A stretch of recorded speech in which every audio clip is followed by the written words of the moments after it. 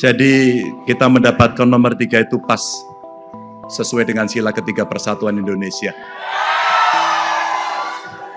Tapi beberapa hari ini kita sedang disuguhkan untuk menonton drakor yang sangat menarik. Drama-drama itulah yang sebenarnya tidak perlu terjadi. Lagi membakar seafood dari Palu ke negeri Cina naik pesawat. Kalau Ganjar Mahfud menang pemilu, dukungan ke Palestina makin menguat.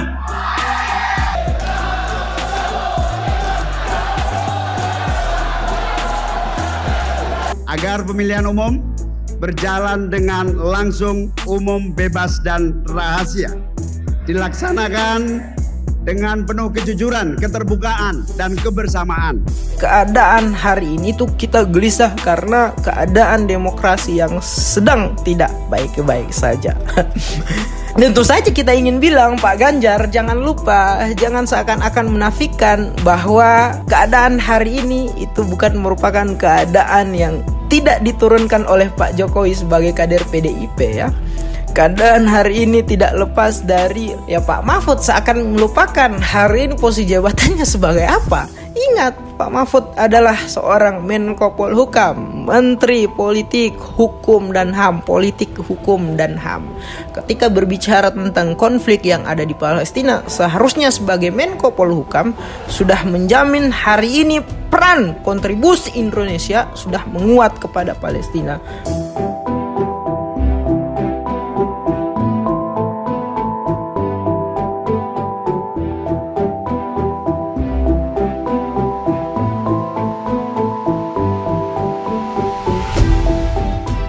Bismillahirrahmanirrahim. Assalamualaikum warahmatullahi wabarakatuh. Alhamdulillahirrabbilalamin. Alhamdulillah. Allahumma salli ala Sayyidina Muhammad wa ala ali Sayyidina Muhammad. Balik lagi di Bloko Suto Channel dalam pembahasan berita populer bersama saya yang sampai hari ini belum populer. Nah, sahabat-sahabat Bloko Suto Channel, seperti apa kabarnya? Tidak lupa seperti biasanya saya selalu mendoakan ya sahabat-sahabat sekalian agar tetap dalam keadaan sehat walafiat, tetap semangat, tetap optimis, dan yang paling penting adalah terus dalam lindungan Tuhan Yang Maha Esa. Amin ya rabbal alamin. Dan berita populer apa yang kali ini kita akan obrolkan, kita akan bahas gitu sahabat-sahabat sekalian. Ini berkaitan dengan proses pencabutan nomor urut pasangan calon yang baru saja kemarin dilaksanakan oleh KPU ya. Nah, apa saja yang akan kita bahas adalah mulai dari situasi ketika mereka datang menggunakan mobil apa sampai dengan isi pidato dari masing-masing pasangan calon ini gitu sahabat-sahabat sekalian. Nah, Pak Anies Baswedan dan Gus Muhaimin Iskandar itu menggunakan mobil Mercedes-Benz Sprinter ya. Kemudian Pak Prabowo dan Gibran menggunakan bus yang mirip-mirip bus Transjakarta. Sementara Pak Ganjar dan Pak Mahfud itu menggunakan, kalau dalam beberapa berita yang saya cari, kendaraan Presiden RI yang pertama, yaitu Bung Karno gitu sahabat-sahabat sekalian. Nah, sampai dengan seperti tadi yang sudah saya bilang, seperti apa situasi dalam proses pencabutan nomor urut pasangan calon ini. Ada beberapa situasi yang tergambarkan kepada publik melalui potongan-potongan video pendek yang viral gitu sahabat-sahabat sekalian, di mana diantaranya adalah Pak Ganjar yang tidak memperlihatkan nomor urut mereka kepada pasangannya Pak Mahfud ketika baru saja Pak Ganjar mencabut nomor urut tersebut, sehingga Pak Mahfud penasaran sambil mencari-cari nomor berapa nih kita ini Pak Ganjar. Kelihatan wajah Pak Mahfud penasaran ya sahabat-sahabat sekalian. Sampai dengan Ibu Megawati yang terlihat sangat dingin, tidak pernah tersenyum, tidak pernah tertawa gitu ya. Meski ada beberapa kali momen-momen lucu dalam proses pencabutan nomor urut itu. Nah, banyak orang juga yang kemudian memberikan komentar, wah, Ibu Megawati tampil elegan ini. Ibu Megawati seperti memberikan pesan dingin kepada kubu politik yang pernah bersama dia dalam, meskipun sudah melalui proses perjuangan yang lama dari tingkatan daerah sampai dengan nasional, tapi kemudian hari ini kubu tersebut berpindah sikap politik mereka, dan tentu saja sahabat-sahabat Blog Konsulta Channel mengetahui itu. Kita bisa saksikan dalam video-video Blog Konsulta Channel sebelumnya, bahkan banyak media berita ya. Kemudian ada juga situasi yang menjadi serangan kepada kubu Mas Gibran, Mas Kaisang, Ibu Megawati juga, ketika Mas Kaisang dan Mas Gibran ini berniat ingin sungkeman kepada Ibu Megawati. Namun Ibu Megawati terlihat hanya diam-diam baik gitu sahabat-sahabat sekalian, tidak memberikan tangannya ya, ketika Kaisang sama Gibran ini meminta tangan Ibu Megawati untuk sungkeman. Nah, namun di video yang lain ternyata beberapa buzzer ya, kita katakan saja seperti itu, yang kemudian mengklarifikasi bahwa video tersebut adalah video lanjutan, di mana sebelumnya Mas Kaisang dan Gibran ini sudah sebelumnya mencium tangan Ibu Megawati, dan Ibu Megawati menyambut ya niatan sungkeman dari Kaisang dan Gibran gitu. Tapi entahlah sahabat-sahabat sekalian seperti apa faktanya ya. Apakah memang seperti penilaian masyarakat bahwa Ibu Megawati ini masih susah untuk berdamai gitu ya. Kok kalian yang sudah saya besarkan di partai saya, yang sudah saya berikan privilege kekuasaan, yang sudah saya berikan segala macam instrumen untuk memenangkan, memberikan kekuasaan politik kepada kalian semua, tapi begitu kemudian di kontestasi Pilpres hari ini PDIP Perjuangan mengusung calon dari mereka, sementara kalian justru menjadi lawan politik dari apa yang menjadi usungan dari PDIP itu sendiri ya, sahabat-sahabat sekalian. Kemudian nomor urut tentu saja kita sudah ketahui bersama, Pak Anies Baswedan bersama Muhaimin Iskandar, yang mereka singkat nama pasangan calon mereka bernama Amin ya, mendapatkan nomor urut 1, sementara Prabowo Gibran yang sampai hari ini sepertinya masih mencari-cari gitu nama singkatan pasangan calon mereka. Tapi melalui video kali ini kita buat saja nama singkatan mereka, Prabowo Gibran bosan ya. Nah, mendapatkan nomor urut 2, sementara yang ketiga Pak Ganjar dan Mahfud yang sama juga masih mencari-cari apa singkatan yang paling oke nih untuk kita jadikan branding kepada masyarakat. Belum mendapatkan singkatan nama mereka, dan melalui video ini kita singkat saja ya, Ganjar Mahfud gak mau mendapatkan nomor urut 3. Dan pasca pencabutan nomor urut pasangan calon ini, kemudian banyak orang baik dari simpatisan masing-masing pasangan calon, pendukung masing-masing calon, coba untuk mencocokologikan ya, ada kaitan antara masing-masing sila di Pancasila dengan nomor urut yang didapatkan oleh pasangan calon. Amin mendapatkan nomor 1 seperti dengan image yang lekat kepada mereka, ketuhanan yang Maha Esa dikaitkan dengan politik identitas yang dijuluki kepada pasangan ini ya. Kemudian bosan Prabowo Gibran nomor urut 2, sila kedua, kemanusiaan yang adil dan beradab. Ini merefleksi kita pada track record Pak Prabowo yang banyak diduga, banyak diklaim oleh masyarakat sebagai pelanggar hak asasi manusia. Nah, sementara yang ketiga Persatuan Indonesia ya, oleh pasangan nggak mau nomor urut 3, sila ketiga. Tapi kemudian juga ada netizen yang menambahkan keterangan Persatuan Indonesia ini, di mana teringat ketika Pak Ganjar ya melakukan podcast bersama Deddy Corbuzier. Nah, pernah menyebutkan beliau tidak malu-malu untuk menonton video porno gitu.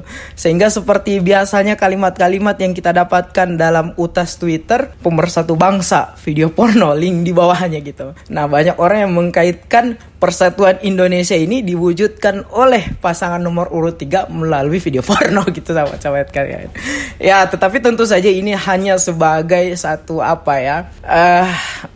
jangan dianggap serius seperti mari kita membawa suasana politik ini dalam suasana riang gembira, santun dan santai seperti apa yang dimaksudkan oleh Mas Kaisang, oleh gerakan politik PSI gitu sahabat-sahabat sekalian. Nah, langsung saja, yang paling penting adalah video dari masing-masing pasangan pidato dari masing-masing pasangan calon ini melalui proses pencabutan nomor urut ya masing-masing calon ketika di KPU, di mana kita mulai dari isi pidato yang pertama, yaitu pasangan Anies Muhaimin, Amin, ya, di mana pasangan ini diwakili oleh wakil presiden mereka, dan sempat ketika dimintai keterangan oleh Pak Anies, kok kenapa yang memberikan pidato itu wakil presidennya, bukan Pak Anies sendiri? Nah, Pak Anies bilang ini adalah satu bentuk pasangan yang kaliber gitu, pasangan yang setara, pasangan yang menampilkan bahwa antara presiden dan wakil presiden punya posisi kedudukan yang sama-sama penting bagi kehidupan berbangsa dan bernegara, begitupun dengan fungsi-fungsinya. Nah, tentu saja ini akan mengingatkan kita kepada pasangan calon presiden yang hari ini terpilih gitu ya, di mana politik Pak Jokowi yang menampilkan gaya politik one man show yang tidak banyak didominasi oleh, yang tidak menampilkan banyak peran oleh wakil presidennya Pak Ma'ruf Amin gitu, sahabat-sahabat sekalian. Pak Muhaimin Iskandar menekankan bahwa untuk menjaga persaingan politik ini, meskipun di dalamnya terjadi persaingan, tetapi kemudian harus tetap dijaga dengan persaudaraan dan kekeluargaan, ya. Dan Pak Muhaimin Iskandar menggambarkan kontestasi Pilpres hari ini itu seperti pertandingan bola gitu, sahabat-sahabat sekalian, di mana semua orang bisa menikmati dengan bahagia. Ketika ada yang curang diteriaki agar tidak curang, kemudian ketika ada wasit yang merangkap menjadi pemain, kita foto dan sebarluaskan, dan jika wasit itu curang, laporkan pada FIFA sebagai lembaga tertinggi di sepak bola. Dan kalau ada pemain yang menekling lawan, foto dan viralkan ke seluruh penjuru gitu, sahabat-sahabat sekalian. Kira-kira itu adalah potongan kalimat yang sempat disampaikan oleh Pak Muhaimin Iskandar melalui pidatonya ketika itu, sahabat-sahabat sekalian. Ditutup dengan pantun, kalau ke Mamuju jangan lupa pakai sepatu, kalau ingin maju pilihlah nomor 1, ya. Tentu saja pantun ini menyinggung tagline politik dari pasangan urut nomor 2 Indonesia Maju Jilid 2, semacam pasangan Amin ini ingin menegaskan bahwa sesungguhnya Indonesia Maju yang dicita-citakan itu adalah berada pada nomor urut 1 gitu, sahabat-sahabat sekalian. Nah, sementara kalau isi pidato dari pasangan nomor urut 2 yang diwakili oleh presiden mereka sendiri, Pak Prabowo, kalau kita lihat tidak banyak ya pesan-pesan yang disampaikan oleh Pak Prabowo melalui pidatonya, tapi kemudian banyak respon dari orang-orang sekitar karena kelucuan Pak Prabowo ini, sehingga mendapatkan respon senyum tertawa oleh banyak orang di sekitaran situ. Tapi dari pidato Pak Prabowo kok justru wakilnya ya yang agak tegang gitu, sahabat-sahabat sekalian. Kita lihat Pak Prabowo meskipun dia yang berpidato, wakilnya justru yang tegang ya. Kita lihat ketika Pak Prabowo berpidato, justru Gibran yang berada di belakangnya, yang berada berdampingan dengan Pak Prabowo, menampilkan gimmick wajah, mimik wajah yang penuh dengan ketegangan. Bahkan beberapa kali sempat terlihat itu untuk mengurangi nervous beliau, Gibran sering menarik nafas kemudian menghela nafas gitu, sahabat-sahabat sekalian. Entah apa yang dipikirkan oleh Gibran ini ya, sampai sangat terlihat tegang sekali gitu, sahabat-sahabat sekalian. Kemudian Pak Prabowo juga tanpa malu-malu menyinggung potensi kecurangan seperti yang sempat disinggung oleh pasangan urut nomor pertama tadi.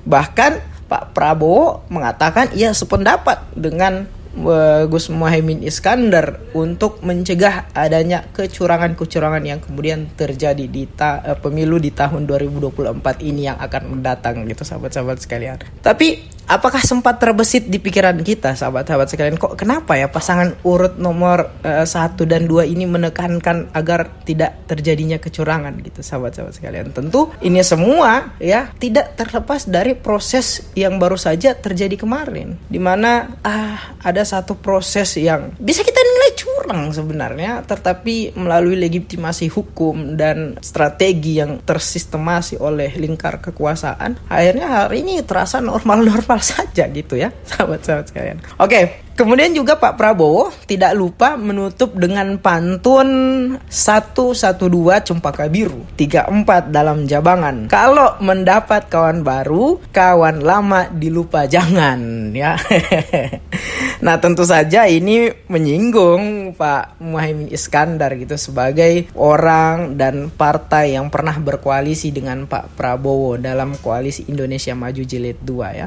Tetapi kita lihat pantunnya ini terkesan pemaksaan, diksinya dipaksakan gitu, di mana ada kalimat terakhir kawan lama dilupa jangan, ya. Harusnya kawan lama jangan dilupa.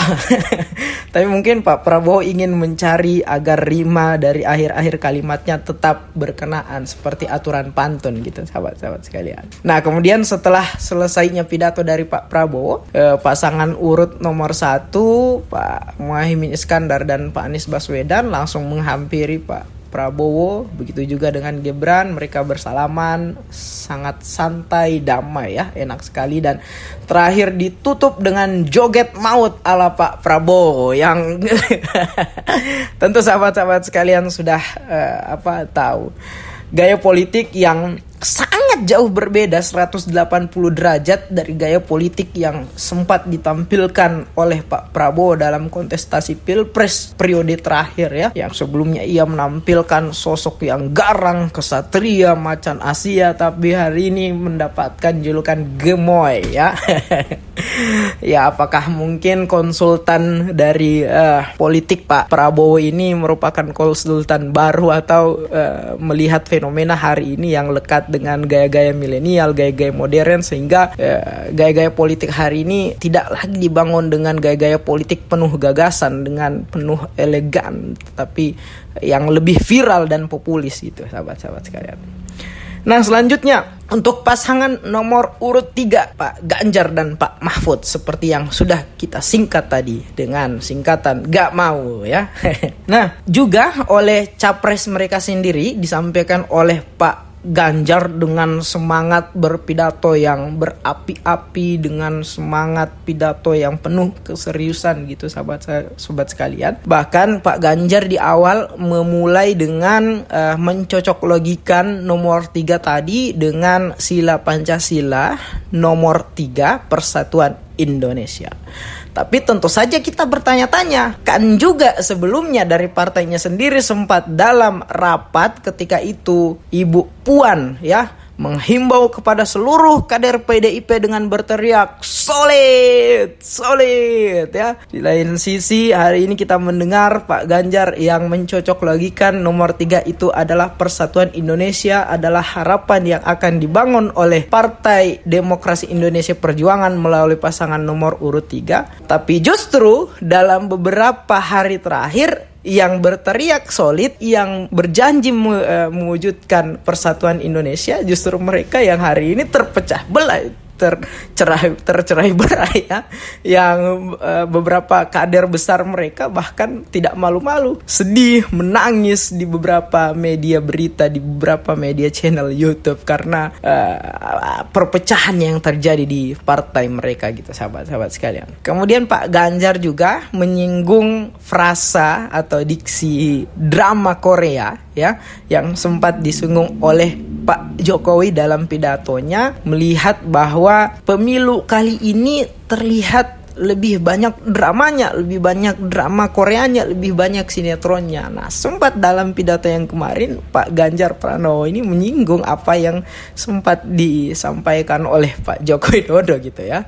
Sangat menampilkan masih ada komunikasi-komunikasi atau sikap-sikap yang dingin di antara kubu ini yang sempat bersatu kemudian akhirnya tercerai, ya, harus berpisah dalam sikap politik gitu, sahabat-sahabat sekalian.